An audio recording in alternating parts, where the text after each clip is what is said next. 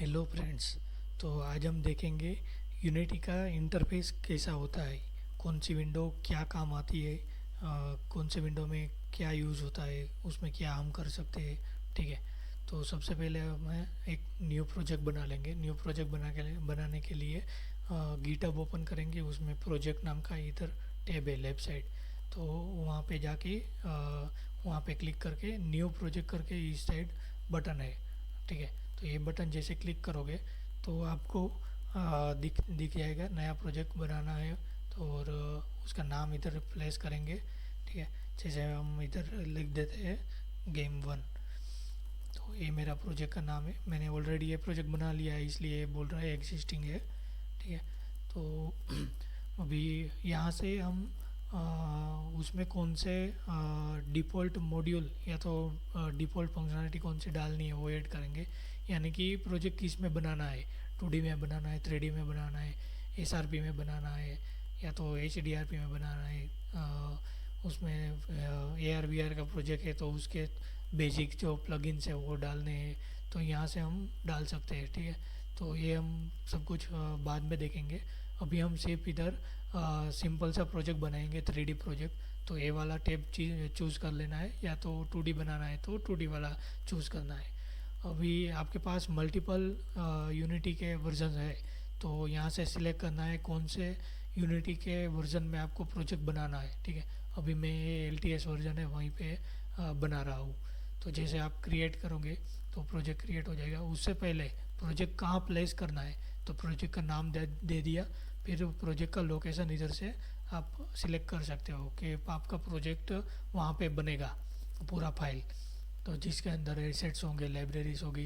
ठीक है। Project settings हो गए।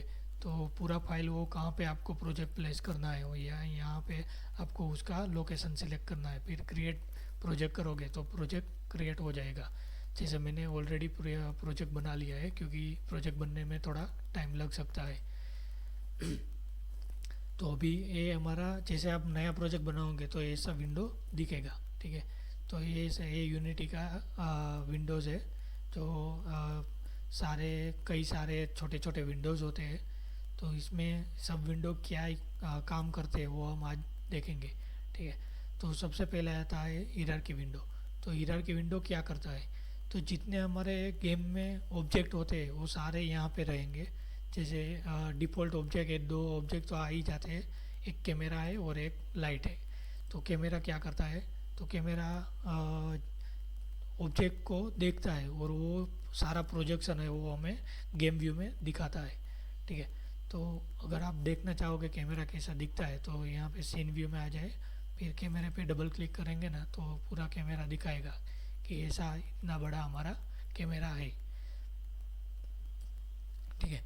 ये कैसे काम करता है वो हम डीप में आगे देखेंगे। अभी सिर्फ ये विंडोज़ क्या, ये हिरार्ची विंडो है वो काम क्या करती है उसके बारे में ही सिर्फ देखेंगे। ठीक है। जैसे मैंने इधर कोई नया ऑब्जेक्ट ले लिया तो राइट क्लिक करना है। फिर 3D ऑब्जेक्ट लेना है तो क्यूब ले लिया। तो यहाँ पे आप देखोगे तो क्यूब मेरे को दिख रहा है सीन व्यू में। तो सीन व्यू का काम क्या है कि जो भी ऑब्जेक्ट है वो हमें दिखाता है। तो पूरा गेम का कॉन्फ़िगरेशन करना है, गेम का लेवल बनाना है, प्लेयर बनाना, प्लेयर को इधर रखना है, प्लेयर दूसरे को टच करेगा या तो कॉइन को टच करेगा, वो सारा कॉन्फ़िगरेशन हम इधर सीन व्यू में करेंगे। तो सारा हमारा काम है वो सीन व्यू में होगा। अभी यहाँ पे बहुत सारे ऑब्जेक्ट होंगे है ना, तो उसका कौन सा ऑब्जेक्ट सिलेक्ट किया है, कौन सा ऑब्जेक्ट का प्रॉपर्टी चेंज करना है वो कैसे पता चलेगा। तो जैसे ही आप यहाँ पे देखोगे तो ब्लू कलर का आ गया है, तो अभी ये क्यूब वाला ऑब्जेक्ट सिलेक्टेड है। अगर मैं कैमरा को सिलेक्ट करूँ तो अभी ये कैमरा वाला ऑब्जेक्ट है वो सिलेक्टेड है। तो ऐसे यहाँ पे कई सारे ऑब्जेक्ट रहेंगे। इसके अंदर भी आप ऑब्जेक्ट डाल सकते हो। जैसे मैं एक क्यूब के अंदर एक स्पीयर डाल देता हूँ तो ये स्पीयर एक क्यूब के अंदर आ गया है। उसको हम उसकी पोजीशन सेट कर सकते हैं कुछ भी। तो पोजीशन कैसे सेट करनी है वो सब बाद में देखेंगे, अभी सिर्फ विंडोज़ ही देखेंगे। तो ये इधर की विंडो का काम ये है कि सारे ऑब्जेक्ट का लिस्ट है वो इधर हमें दिखाएगा। ठीक है। उसके बाद आता है सीन विंडो। तो सीन विंडो में क्या करते हैं, तो पूरा गेम का स्ट्रक्चर है, गेम बनाना है वो सारा हम सीन विंडो में ही बनाएंगे। तो यहाँ पे आप देखोगे तो थोड़े यहाँ पे लाइन पे थोड़े आइकन्स दिख रहे हैं। तो ये सब क्या है, ये सब ये ऑब्जेक्ट के ऊपर आप देख रहे हो जो ये 3 लाइन है, तो इसका प्रोजेक्शन है। तो एक यार इंडिकेट करता है कि आपका ऑब्जेक्ट को मूव करना है, तो ये कैसे इसको पिक करके आप ड्रैग हिला के सेट कर सकते हो, या तो इसका प्रोजेक्शन किस डायरेक्शन में है। ये जेड डायरेक्शन में इस साइड है, तो आप देख सकते हो कि ये जेड डायरेक्शन इस साइड है, इसकी अप डायरेक्शन ये साइड है, रेड वाली है वो एक्स डायरेक्शन है। ठीक है। अभी सीन विंडो में आपको मूव करना है तो सिंपल है, इधर जूम आउट कर सकते हो इससे। अगर मूव करना है तो पूरा इधर ऐसे पहला वाला एंड लेके क्लिक करके आप ऐसे मूव कर सकते हो।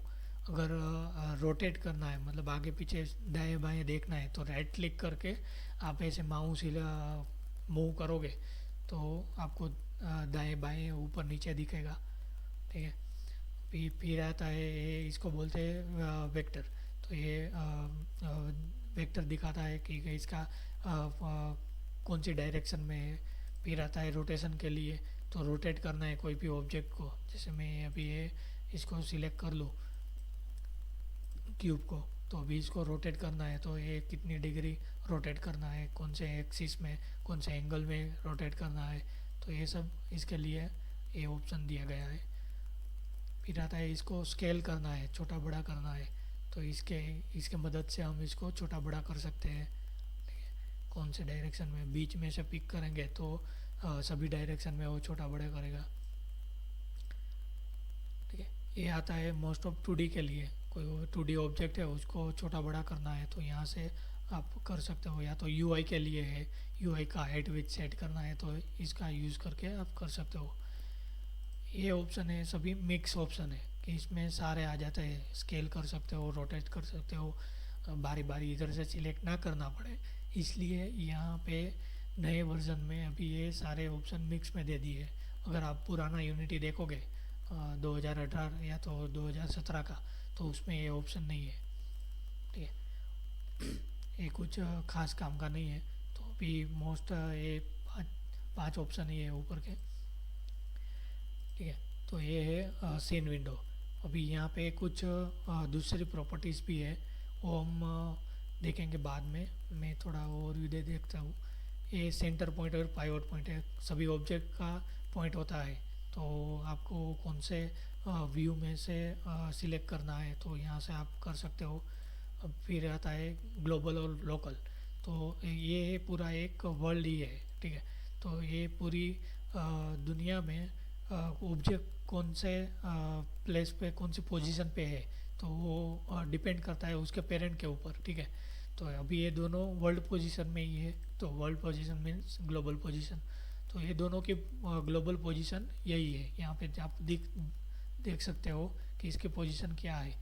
फिर अभी इसकी लोकल पोजीशन, तो लोकल पोजीशन किसे बोलेंगे, अगर ये ऑब्जेक्ट इसके अंदर है, मतलब इसका चाइल्ड है, तो इसकी पोजीशन यहाँ पे आप देखोगे तो चेंज हो गई है, तो ये हो गई इसकी local position. Local position depend होती है उसकी पेरेंट के पोजीशन के ऊपर। ठीक है। अगर मैं सिर्फ इसको अनचाइल्ड कर दूँ तो भी आप देखोगे इधर इसकी पोजीशन चेंज हो जाएगी। तो ये इसकी हो गई, तो ये इसकी वर्ल्ड पोजीशन, ग्लोबल पोजीशन। तो यहाँ से आप देख सकते हो उसकी ग्लोबल और लोकल पोजीशन कौन सी कर रखनी है। ठीक है। फिर अगर आपकी गेम 2D है तो यहाँ से आप सिलेक्ट करोगे तो 2D व्यू ही सीन में दिखाएगा, मतलब डेप्थ नहीं दिखाएगा। फिर लाइट ऑन रखनी है, आप कॉन्फ़िगर कर रहे हो तो अगर लाइट बीच में आ रही है तो आप बंद करना चाहते हो तो इधर से बंद कर सकते हो। ठीक है। फिर और कोई ख़ास ऑप्शन नहीं है। और एक ये ऑप्शन है कि इसमें सारे आइकन्स, मतलब जो व्यू है वो दिखता है, तो ये भी कुछ इतने खास इतने काम के नहीं है, तो इसको हम बाद में देखेंगे अगर ज़रूरत पड़ेगी तो। फिर आता है गेम व्यू। तो गेम व्यू में क्या होता है, तो जो भी अपना कैमरा रेंडर करता है, जो भी कैमरा देखता है, वो सब हमें गेम व्यू में दिखाता है। और गेम व्यू मीन्स अपना जो मोबाइल में गेम दिखती है वही गेम व्यू में दिखेगा। ठीक है। तो ये अपना फाइनल आउटपुट होगा जो भी इधर दिखेगा। तो यहाँ पे आप देखोगे तो गेम और सिमुलेटर दो ऑप्शन दिए गए हैं। गेम मीन्स अभी जो विंडोज़ है उसका है, सिमुलेटर मीन्स आप कई सारे दूसरे रिजोल्यूशन होते हैं मोबाइल के, तो वो यूज़ करके आप अगर अपनी गेम देखना चाहते हो कि कौन से रिजोल्यूशन में आपके गेम कैसी दिखती है, तो इधर से आप देख सकते हो। इधर बहुत सारे रिजोल्यूशन दे दिए हैं। अगर आप सिलेक्ट करो कि सैमसंग गैलेक्सी S10 प्लस में कैसी गेम दिखेगी, तो इधर उसका लेआउट आ जाएगा, है ना। हम फिर से गेम व्यू में आ जाते हैं। यहाँ से आप डिस्प्ले सेलेक्ट कर सकते हो, डिस्प्ले वन ही रहेगा ऑलवेज। फिर यहाँ पे उसका एस्पेक्ट रेशियो क्या है, अभी ये फ्री है, तो आप कितना भी लंबा छोटा करो तो ये फ्री एस्पेक्ट रेशियो है। तो इधर हम गेम का व्यू कैसा है, मतलब गेम अपनी पोर्ट्रेट है या तो लैंडस्केप है। पोर्ट्रेट मीन्स जो मोबाइल होता है वैसा ही व्यू है, या तो लैंडस्केप मीन्स मोबाइल टेढ़ा कर दे तो उसको लैंडस्केप बोलते हैं, ठीक है। तो ये है लैंडस्केप का व्यू। अगर पोर्ट्रेट रखना है तो ये है पोर्ट्रेट का व्यू। तो हमारी गेम कौन सी है, यहाँ से वो उसका एस्पेक्ट रेशियो या तो रिजोल्यूशन सेट का सिलेक्ट करेंगे तो उसके हिसाब से यहाँ पे आप देख सकते हो गेम व्यू में। यहाँ आप अपना कोई भी नया रिजोल्यूशन भी डाल सकते हो। यहाँ आपको नाम दे देना है, फिर यहाँ से कौन सा रिजोल्यूशन है, अगर आप रिजोल्यूशन डाल रहे हो तो ये ऑप्शन सेलेक्ट करना है। अगर आप उसका रेशियो डाल रहे हो तो एस्पेक्ट रेशियो सेलेक्ट करना है। अगर रिजोल्यूशन सिलेक्ट किया है तो यहाँ पे आप डाल सकते हो रिजोल्यूशन। एस्पेक्ट रेशियो सिलेक्ट किया है तो आप ऐसे शॉर्ट जेम 9 है तो वैसे इधर डाल सकते हो, ठीक है।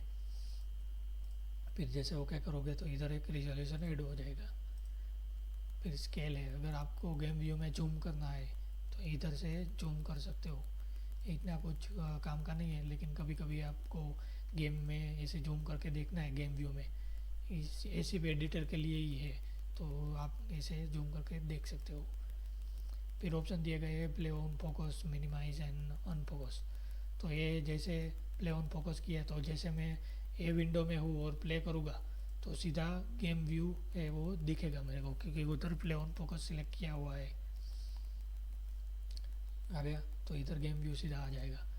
जैसे पॉज कर दूंगा, मतलब अनपॉज कर दूंगा, गेम व्यू बंद कर दूंगा प्ले मोड, तो फिर से वो सीन व्यू में चला जाएगा। फिर उसका साउंड आप हम जब गेम बनाते हैं तब कई बार टेस्ट करते हैं तो साउंड बार बार सुनना पड़ता है। गेम म्यूज़िक चलता है, वो चलता है, गेम का साउंड चलता है, तो अगर वो नहीं सुनना तो अगर यहाँ से आप अनम्यूट म्यूट कर सकते हो, ठीक है। फिर यहाँ पे स्टेटस दिखाएगा, तो इसमें आप देख सकते हो कि आपकी गेम कितना सीपीयू खा रही है, उसका एफपीएस क्या है, कितने बेचिस खा रहे हैं। इसका डिटेल वीडियो हम बाद में बनाएंगे, अभी इसका कुछ खास ज़रूरत नहीं है, तो अपने इसमें नहीं बढ़ा, आगे बढ़ते हैं। फिर अभी कोई भी ऑब्जेक्ट सिलेक्ट हो तो उसकी प्रॉपर्टीज़ दिखती है, तो वो किस में दिखती है, तो वो दिखती है इंस्पेक्टर में। इंस्पेक्टर का नाम का एक विंडोज़ है, तो उसमें ये विंडो में क्या दिखेगा, ये ऑब्जेक्ट के ऊपर कौन से कंपोनेंट लगे हुए हैं, उसकी प्रॉपर्टी क्या क्या है, ठीक है। तो वो सब यहाँ पे हम सेट कर सकते हैं। तो जैसे मैंने क्यूब सिलेक्ट किया है तो उसकी पोजीशन क्या है तो इधर दिख रहा है। अगर मैं इसको 0 0 0 सेट कर दूँ तो अभी देखोगे आप कि इसकी पोजीशन 0 पे सेट हो गई है। ये अभी रोटेट है तो इसको भी 0 कर दूँ तो ये इसका रोटेशन चला जाएगा। इसको स्केल किया हुआ है तो इसको मैंने को स्केल नहीं करना है तो इधर मैं 1 1 कर दूँ। ये सब प्रॉपर्टी क्या होती है वो हम अगले वीडियो में देखेंगे, लेकिन ये अभी सिर्फ ओवरव्यू देखते हैं कि इधर से सारे ऐसे प्रॉपर्टी सेट कर सकते हैं इधर इंस्पेक्टर विंडो में, ठीक है।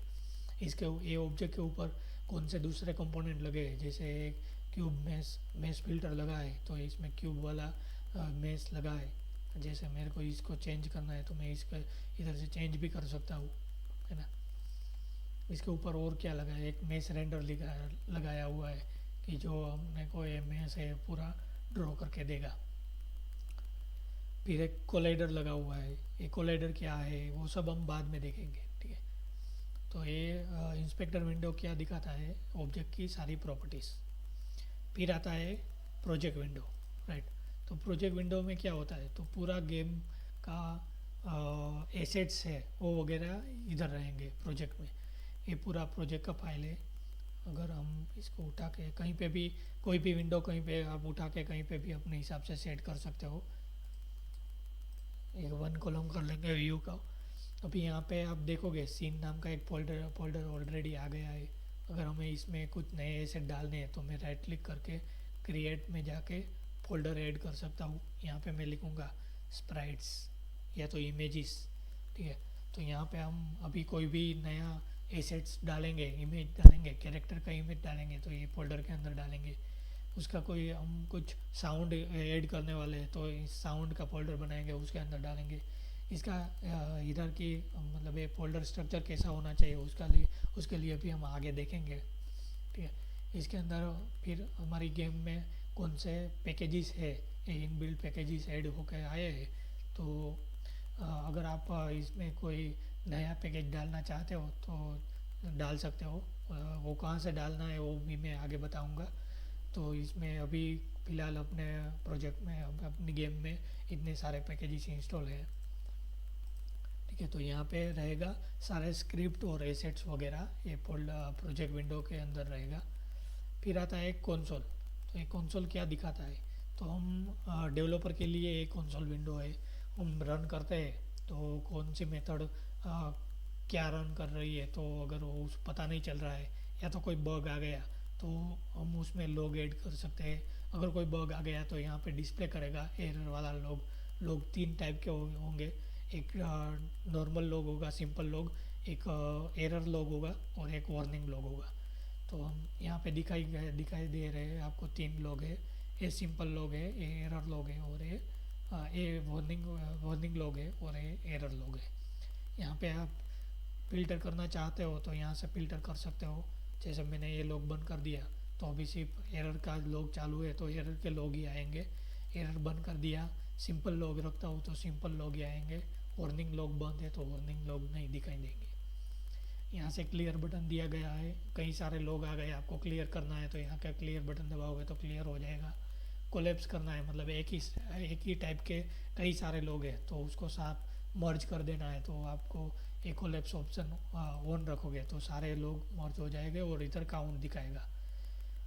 एरर ऑन पॉज, तो एरर ये अगर ऑप्शन सिलेक्ट रखते हो तो जैसे एरर आ जाएगा तो गेम अपने आप पॉज हो जाएगा एडिटर में, ठीक है। फिर आप कोई डिवाइस कनेक्ट करके रखते हो तो यहाँ से आप डिवाइस कनेक्ट किया हुआ है उसका लॉग भी देख सकते हो, ठीक है। कोई भी लॉग सर्च करना है तो यहाँ से लॉग सर्च कर सकते हो क्योंकि कई सारे लॉग होते हैं तो हमें पता चले कि हमारा लॉग सीधा हमें मिल जाए कि वो लॉग आया है कि नहीं आया है, ठीक है। वो लॉग क्या होता है वो सब हम आगे देखेंगे। अभी ये सिर्फ प्रोजेक्ट का ओवरव्यू ही है। दूसरे विंडोज़ भी आते हैं जैसे एनिमेशन विंडो, ठीक है। तो अगर हम कोई किसी एनिमेशन कैरेक्टर का एनिमेशन कर रहे हैं तो उसके लिए ये विंडोज़ है तो उसमें दो विंडो आएंगे, एक एनिमेशन आएगा और एक एनिमेटर आएगा। एनिमेटर विंडो क्या करेगा, जो छोटे छोटे एनिमेशन है उसको हैंडल करेगा कि कब कौन सा एनिमेशन प्ले करना है। फॉर एग्जांपल अभी प्लेयर है तो प्लेयर वॉक भी करता है, जंप भी करता है और अटैक भी करता है। तो तीन एनिमेशन है तो तीन एनिमेशन में कौन सा एनिमेशन प्ले करना है वो एनिमेटर विंडो हैंडल करेगा। एनिमेशन विंडो में क्या होगा, तो एनिमेशन विंडो में जो स्पेसिफिक एनिमेशन है उसको हमें मॉडिफाई करना है या तो नया बनाना है तो वो सब हम एनिमेशन विंडो में करेंगे। ये दोनों विंडोज ऐसे दिखते हैं, मैं दिखा देता हूँ आपको।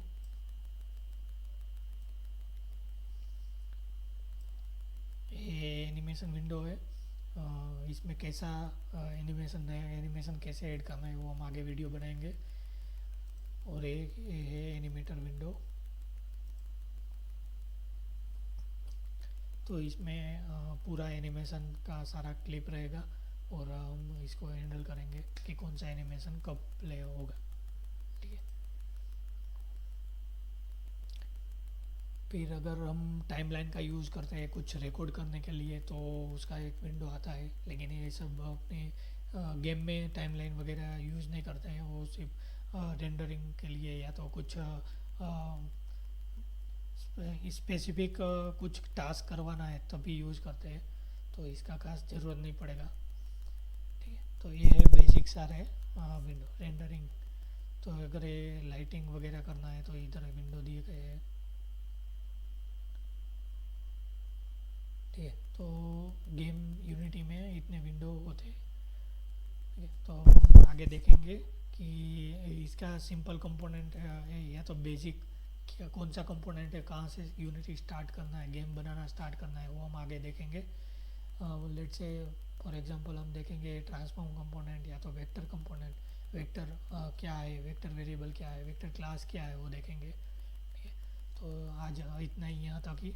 अगर आप में आपको अभी कोई भी डाउट है या तो कोई भी क्वेश्चन है, ये विंडोज़ के कौन सा विंडो क्या काम करता है, अगर आपको पता नहीं है तो आप मेरे को कमेंट करें। मैं आपको गाइड करूँगा कि कौन सा विंडो क्या करता है। ठीक है, थैंक यू।